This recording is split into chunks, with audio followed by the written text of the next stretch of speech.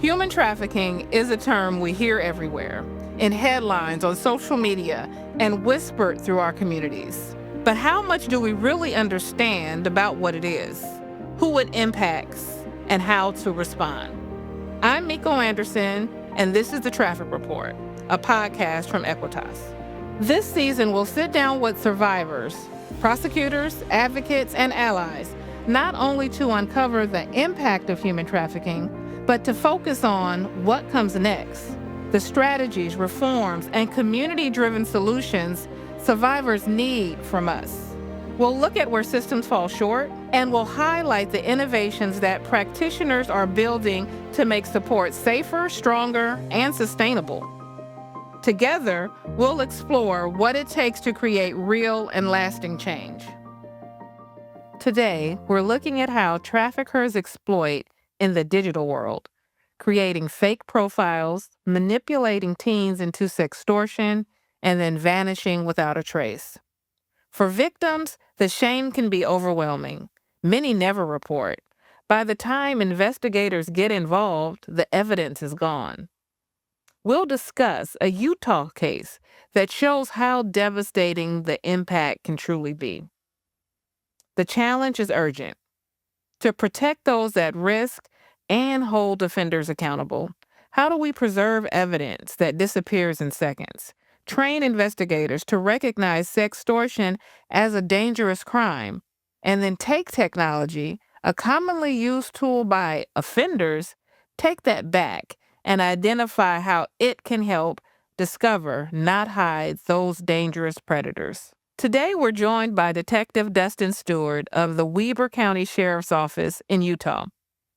Detective Stewart investigates online exploitation, including sextortion schemes that target children and teens across platforms like Instagram and Snapchat. In 2022 alone, he noted that nearly 40 million images and almost 38 million videos of suspected child sexual abuse material were flagged nationally, a staggering volume that shows how widespread the problem is. Detective Stewart regularly works with the National Center of Missing and Exploited Children.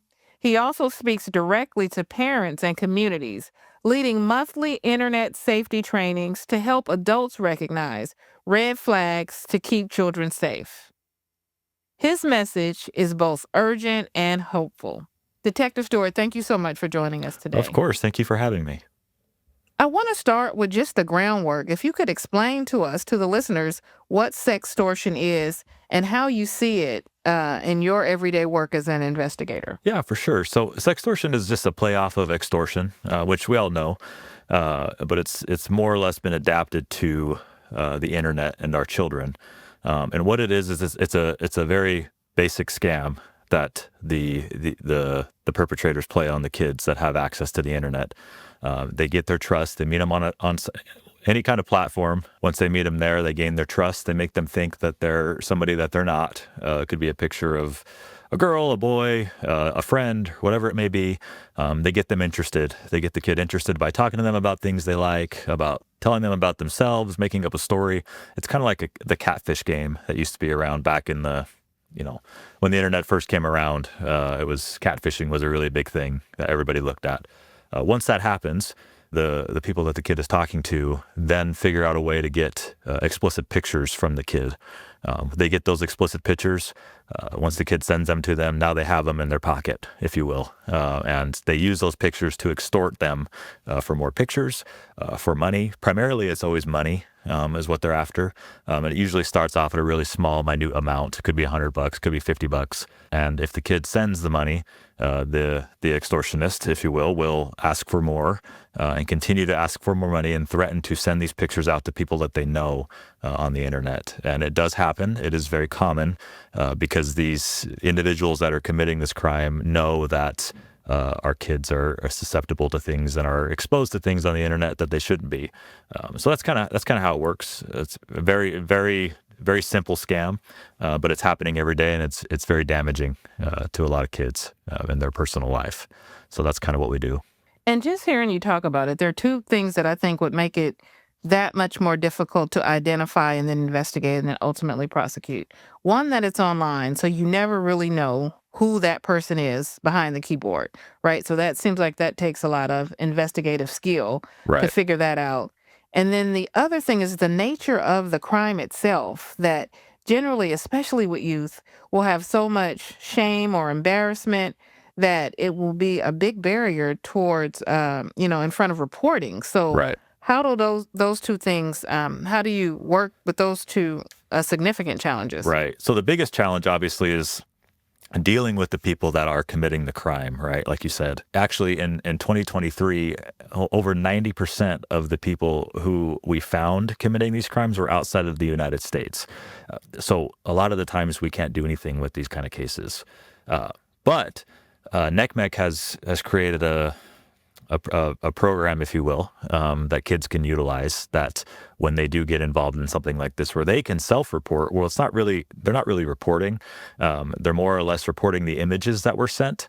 They can report those directly without giving any kind of identifying marks about themselves. And when those images get reported, there's a program that will scour the internet, social media platforms that won't allow those pictures to be shared.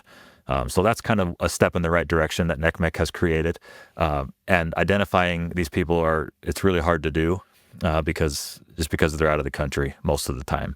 It does happen in the States, but most of the time it's, in a third world country primarily. When it comes to the reporting aspect, and I kind of go back on what I just talked about, it's called Take It Down, that program that NECMEC has come up with.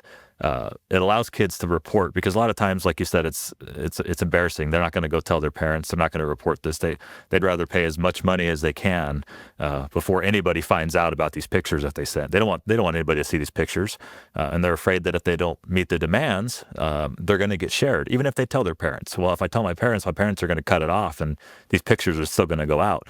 And nothing's worse to a kid than their explicit pictures getting shared around the school. I can't imagine, when I was in high school, if that were to happen to me, that would be horrible. That'd be the worst thing that could possibly happen. So because of that, we see a lot more of it, and a lot more kids spending their money, sending money to these people before they report. And in the end, that's not going to stop it. It's not going to stop the constant threats. They're going to ask for more money. And that's why I get into the schools with kids. That's why I go to assemblies. I give the education to kids, saying that just because you sent pictures to somebody and they're making these threats does not mean it's the end. We can put an end to this. We can put a stop to the pictures being shared. We can follow up to see if we can identify these people. I mean, yeah, your pictures might get shared, but at the end of the day, they're probably going to get shared anyway if you've sent those pictures to somebody, right? So we try to combat that feeling of being afraid to report by giving them that education and giving them that tool that NECMEC has come up with, because that's the biggest problem with kids not wanting to report, and that's why things are so delayed, and things ultimately happen that we could have prevented. When you talk to parents, I don't know if you've run into this as an issue. Do you have parents that think that this is the type of behavior that their kid would not be engaged in, so they kind of don't take your prevention, the things that you train on for prevention and how to recognize, with as much weight as you like, because they think this is probably somebody else's problem? That is the number one thing I hear from parents, is that wouldn't be my kid. My kid would never do this. And that could be true. The problem is that our kids are very easily convinced, I guess you will. And if they meet somebody online that they trust, and that it's not just a matter of, I'm looking for somebody. It's not your kid going out and looking for somebody to talk to. This person might fall into their lap. They might come across their profile, and they may gain their trust. And it's easy to gain the trust of a kid if you're online and they're in that online world, because they're talking to people all day long on their phones. So it's really easy to do. So I tell parents that even though you think that your kid might not do this, most of the kids that I deal with in these kind of cases, this is their first interaction that they've had where they've sent a nude image to somebody, or they've talked to somebody online that they shouldn't have been talking to, because they're going to venture out. They're holding something in their hand that is the key to the world, right? It's the key. It's access to everywhere in the world. It's access to every human being on the planet if somebody else has a device. And that's a lot for a kid to be holding in their hands. And eventually they're going to come across something that they shouldn't, where they're going to have to be able to choose right from wrong. And that might not necessarily be the wrong thing at the very start, right? And that might not be until they get to a point where they think this person is good and they think this person is their friend, and then they get caught up in this. So that is definitely the top thing that I hear from parents, and it's something that I usually shut down right away and say we can't say that, because every kid, if they have a cell phone, has that access, and we have to give them the education regardless of if we think they're going to do something or not. The grooming process is very similar, right? To kind of the exploiter, implant themselves in that person's life, pretend to be somebody that they're not, Right. pretend to be a friend, develop that close relationship, and then gain the trust of the person that they're intending to exploit. And often I have seen that sexploitation has been one of the steps that kind of lead to trafficking. And I guess that would probably be more domestically than it would be globally, right? More Right. than internationally. But I've seen that the use of those pictures, then instead of requesting money, they are now requesting that these people, the victims, the minors, engage in some commercial activity. And that same fear, being terrified of those pictures, those images being made public, is used to force that minor into a trafficking situation. So Right. that whole grooming process is really very similar. Right. And we see a lot of kids are scared, even if they are interacting with somebody that could be a trafficker, could be an adult, right, that is just exploiting the child. A lot of kids are afraid to tell somebody about their communication with these people because they're afraid to get in trouble for talking to somebody they shouldn't be on the internet, right? And so they're more afraid than the person they're talking to is afraid, right? They're more afraid of, well, I can't tell anybody about this person because if I do, I'll get in trouble for talking to an Right. adult or somebody online I don't know. So I'm not going to say anything. So I'm gonna meet their demands. I'm gonna do what they want me to do. So they don't tell, so nobody finds out that I'm talking to this person. That's how naive some kids are and how their brain works, right? But in the end, it goes down a really bad path if they continue that communication. That is also similar to when trafficking occurs. A lot of times, one of the things that traffickers really use is to have that victim engage in something that is like a crossing of a boundary. Right. You know what I mean? Either it's drug use, committing a criminal act, something that will work as a deterrent Right. for that victim making a report. So it's really, really similar in a lot of different ways. Now, the reason that I was so excited that you were able to come on and discuss this with us is that there was a presentation you did, I don't know, maybe a year ago, year and a half ago in Utah, where you really discussed a case that you worked and had so many different angles to it. I know you know what case I'm referring to. Can you share a little bit about that case? So I do present on this case a lot. It's a case that I use with the family as well. The parents of the juvenile a victim involved come with me to presentations. I don't know if they were at the one that you came to. They were. They were. They were. Yeah. So they come and they speak because it's important to hear it directly from parents who went through that dilemma of my kid would never do that online, right? Because they are the prime example of that. They had that feeling from the start that this would never happen to my kid because my kid's great on the phone. But the case itself involves a 15-year-old boy who lives here in Utah. He met a girl on Instagram. Oh, he met her on another application. I'm not gonna go into that, but it was another application that pairs up kids. Actually, I can go into that. The application is called Wiz. It's an app that's primarily used by juveniles, by teenagers. I call them juveniles, but I'll call them teenagers just so we can understand the difference between kids and juveniles, because it's the same realm. Anything under the age of 18 to me is a kid, right? But teenagers get on there and they meet people that they're interested in. They pair up with them. Usually, it's a very short conversation like, hey, I think you're cute. Cool. Do you have Snapchat? Do you have a phone number? Can I text you on there? And then they are immediately off the app onto the next app, right? And so for this instance, he met this girl on this application. They exchanged phone numbers almost immediately. He liked the way she looked. She liked the way he looked, according to messages, right?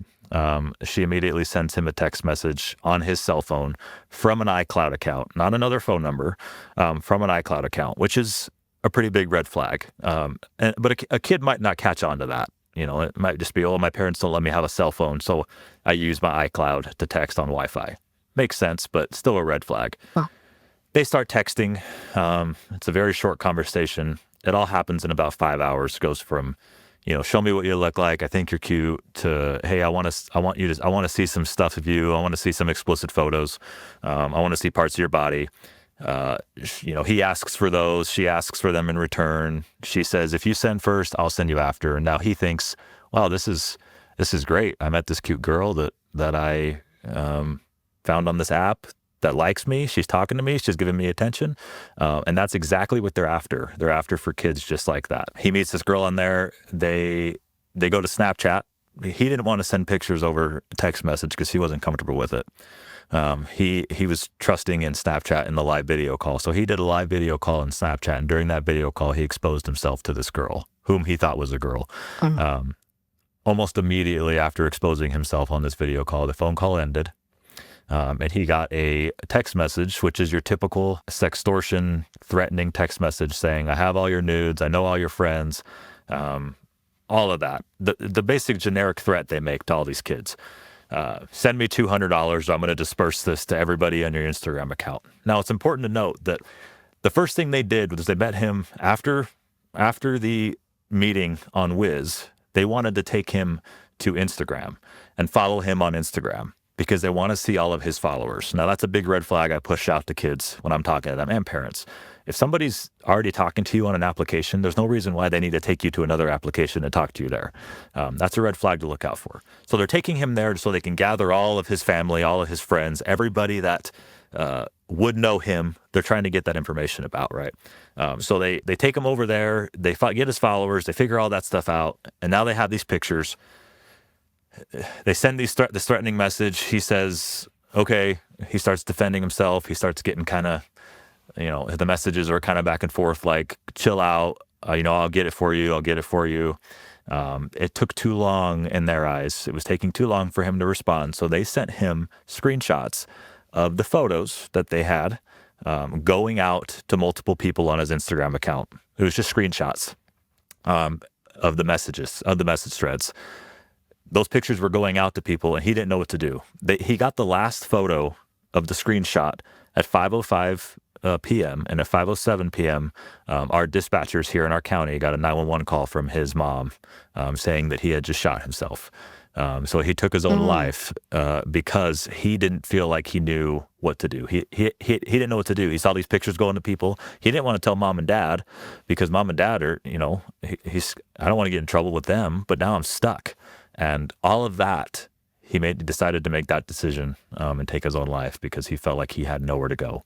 And so that's why I've made this education so important, especially to students, especially to teenagers, kids, anybody with a cell phone, because there are ways to fight this, to combat this if you get caught up in a situation like this. Now, obviously, we want to prevent that in the first place, but if this does happen to you, there are ways around it. There are things that we can do.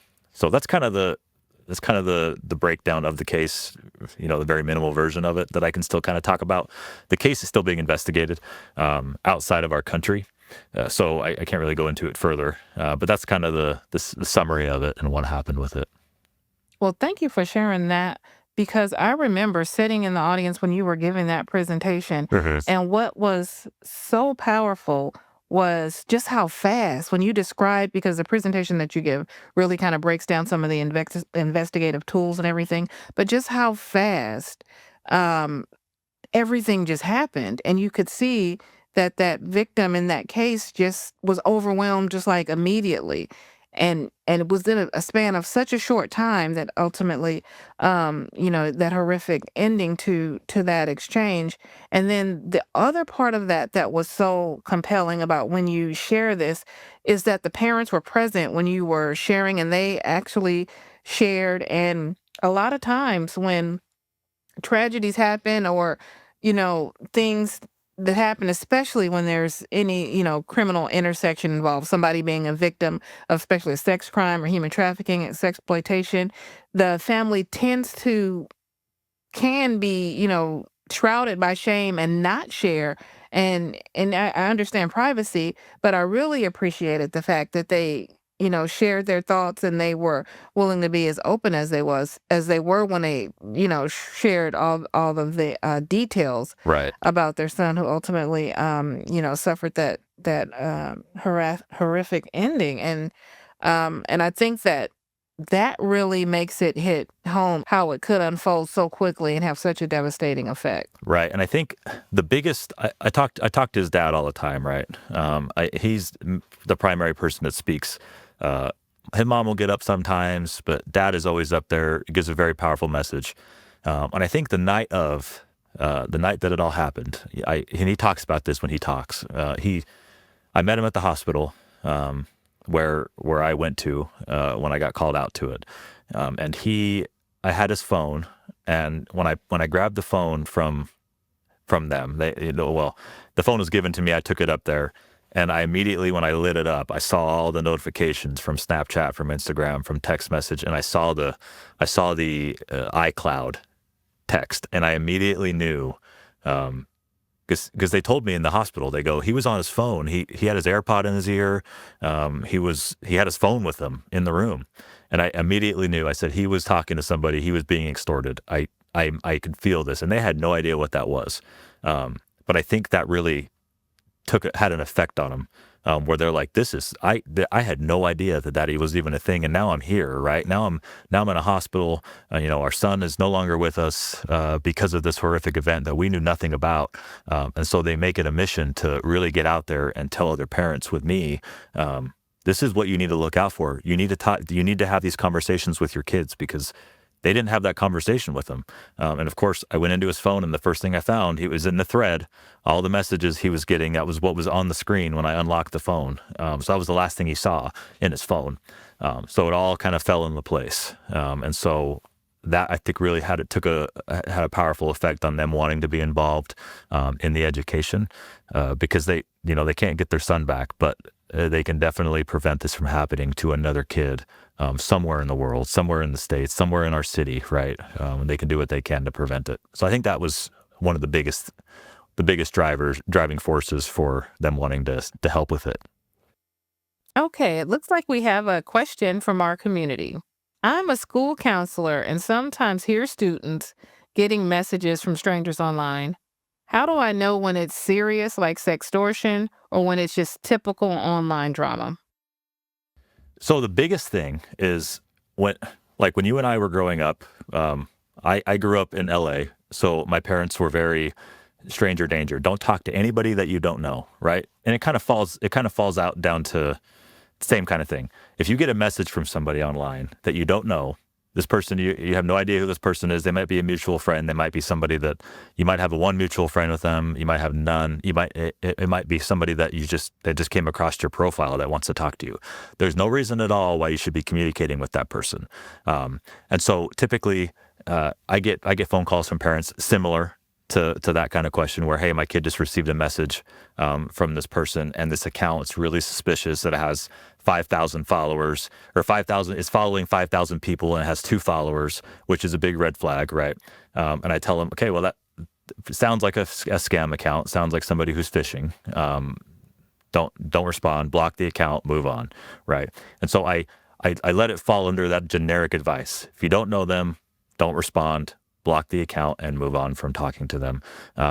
They might keep sending you messages, and eventually the kid is going to get curious if they keep sending messages like, hey, why aren't you responding? Hey, I know you from somewhere. Hey, I saw you at the game. Hey, I saw you at school. I'm your friend's friend. They're going to keep doing that, right? Now, until you meet somebody in person, you shouldn't be friends with them on social media in today's world. I'm a big believer in that, because there's no reason why you can't trust anybody online. You just can't.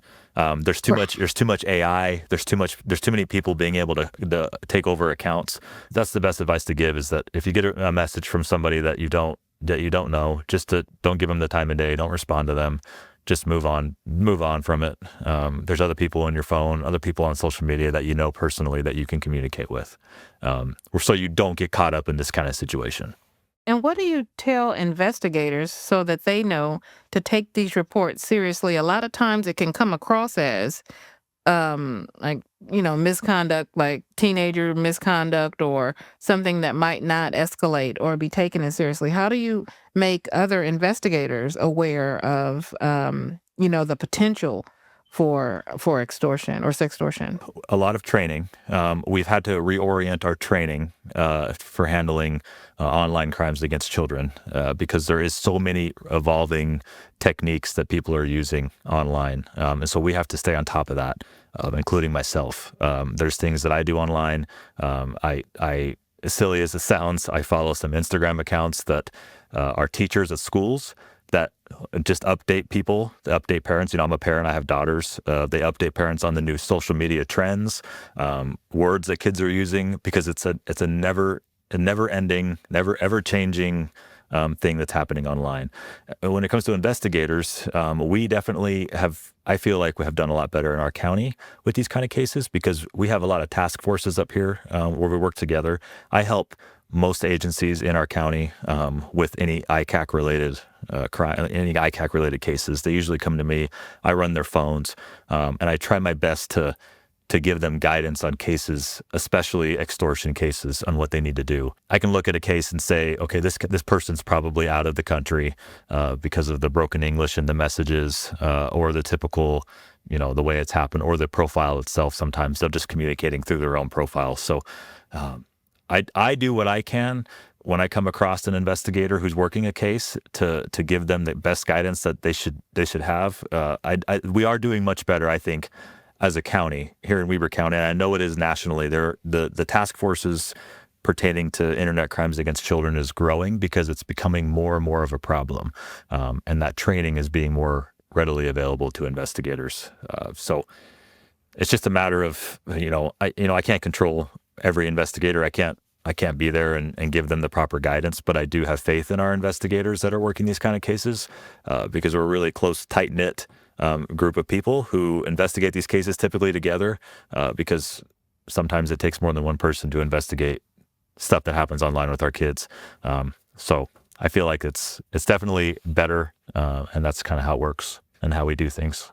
With you being on the receiving end of so much when it comes to the type of images that you have to receive and investigate, how do you take care of yourself as far as your well-being, that you're not burned out or that you're not, just exhausted or fatigued from what it is that you do? Right, and that's a question I get a lot. Almost every presentation I give, that's the first hand that comes up. That's a parent usually asks me, and I do take my mental health very seriously, just because of the amount of things that I do see. I don't just work these; I also work homicide cases. There's a lot of stuff that I naturally have to, make sure I'm okay so I can be effective in the job, right? And it really just comes down to the very basic, leave work at work. When you're home, you're at home, right? I have hobbies. I'm able to separate work from home. When I get home, I'm with my family. I do a lot of stuff with my family. It's my daughters, my wife are very important, very special in my life to me. And so I make them a priority when I'm not at work. Now, obviously, I'll get a phone call or I'll get called out to cases, and I can't control that, and I'll have to immediately flip back into work mode, and I can do that. But it's important really any person in law enforcement, they have to be able to separate the job from personal life. And I know a lot of times that's hard for some cops to not be a cop all the time, but it's something I had to learn to do when I was a new cop. I wanted to be a cop all the time. I wanted to go home and, be a cop. I wanted to catch people doing bad things. I yelled at people who were driving like idiots on the road, and I'd pull them over and give them a ticket and all that stuff. But it's like that only lasted so long before I could really figure out how to separate the two. And that's when I was able to be better at being a cop, because I was able to do that. And then with this job, there's also, it's important to take care of your mental health with therapy. That's something that I do often. So it's not mandatory, but I do see a big benefit in it, and it does help a lot. So, and I do recommend it to most investigators when I meet them. It is very beneficial to take care of yourself. Before you leave us, we like to close each episode with rapid fire questions, 3 rapid fire questions. So let me know if you're ready. Okay, I'm ready.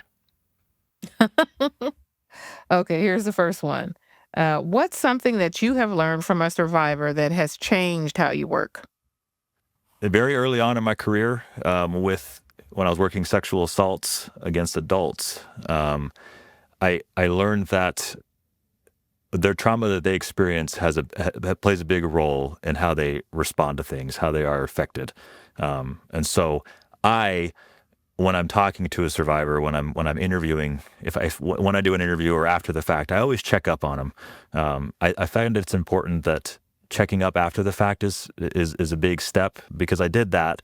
And when I did that, the survivor that I was talking to was very grateful, and actually it helped her through the healing journey of doing that, of getting past the incident. And so I do that now with every case. I have a whole spreadsheet of people I talk to, and I follow up with them either 6 months out, a year out, sometimes a couple years out. I'll just call them on the phone and say, "Hey, how are things going? It's been a while," and I'll just talk to them, have a conversation about life, what they're doing with life, and that'll be it.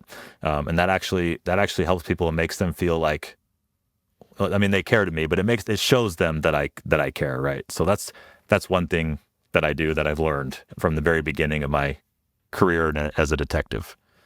Okay, and now what's one resource or tool that you would recommend to everyone in this field? Take it down is the biggest tool that I would Mm, recommend for sure. I tell everybody that I deal with, investigators who don't know what it is, parents, students, kids, my family that give my nephews, nieces phones. I give them the website. Take it down. It's through NECMEC. It is a very simple way of reporting images that you've shared online that you don't want to get shared to other people. If you sent somebody a photo, an extortionist a photo, and now they're threatening you, you take that same photo that you sent them and you upload it to this website. It has the ability of preventing that photo from being shared amongst any social media platforms, Instagram, Facebook, Snapchat. It will not allow it to happen. It'll get blocked. It'll get banned. The account will get taken down. It is a great tool for everybody to have, and it's a good way to report. If you're afraid of giving personal information and actually making a police report as a kid, it's a great tool to have in your pocket for yourself. And then finally, what is one sign of progress that you're seeing right now? When I think of progress, I think of progress in the community, progress amongst society, and so I see that more and more kids nowadays, kids that I talk to, are more aware of the dangers of the internet. I have conversations with kids all the time, kids that are involved in my cases, friends of kids that are involved in my cases, and I just ask them questions. I ask them, what is it that you do to prevent people from talking to you? How do you see red flags in your phone? And I let them talk to me. And some of the things that they tell me are very positive, when they say, well, this person hit me up, and they're able to see the red flags on their own. Like, they immediately asked me for a picture, or they had more followers, or they were following more people than they were following or being followed by. They sent me a text here and wanted me to text someone on a different app, and they're seeing these red flags, and that's the progress we're looking for in this education we're putting out to kids, because they are the first step in the right direction, because they are the first point of contact for these kind of offenses, right? So if we can prevent kids and let our kids see the dangers, and our kids be able to stop it from the get-go, we can ultimately, ideally, put a stop to this. Now, it probably won't ever happen, but it's a good step in the right direction. So that's how I see it.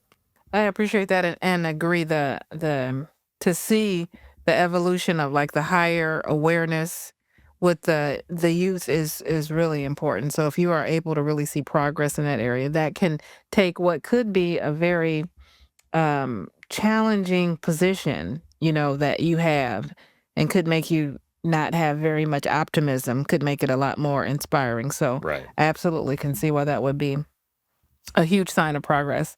And it looks like at this point, we are nearing the end. So I want to take this time to really thank you for taking the time to speak with us. I know you have a very heavy caseload and different obligations and time commitments. So very much thank you for speaking to us. And then more importantly, for the work that you do and the way that you do it. I cannot tell you how inspiring and how insightful it was when I was able to see your presentation in person and really get the full breadth of that investigation and how quickly things can turn. So the work that you're doing in that area, very appreciative of it. the biggest thing in our world, I think, that we need to protect is our children. That's why I come to work. That's the biggest motivator for me to come to work every day, is we need to protect our kids, both virtually and physically here. And so all that kind of comes together in this job. And so that's why I come to work every day. So, and I do this stuff as much as I can because I want to get that education out there and let people know that, what to look out for to really help it all. And for our listeners, in that same vein, thank you, because there are a lot of different professions and allied professionals that are listening. So for our listeners who are doing this same work and with the same commitment and effort, thank you for listening. And just to remember, if you take anything away from this, is that to note that the small steps, the conversations, the communications, the building the relationships, the taking the time to speak to parents and schools and really become aware of what trends are and not be stagnant, because as you said, the trends are currently changing, is one of the ways that we can really have a lasting impact on the prevention and then help survivors really recover from sexploitation or trafficking or anything that occurs. So each child deserves to have the ability to be online, but be online safely. So to remember that in all the work that you do as far as our listening audience. That's right. You couldn't have said it any better. And finally, better. is there any... Well, then we'll leave it there. Well, again, thank you so much. Of course. For more information about AEquitas, go to equitasresource.org. That's AEquitas resource.org. Or follow us on Equitas_resource on Instagram. This series is executive produced by Jennifer Long, Miko Anderson, AEquitas, and Robin Hopkins. Our production coordinator is Eleni Angeles, and the series is sound designed and edited by Brian J. Lighton.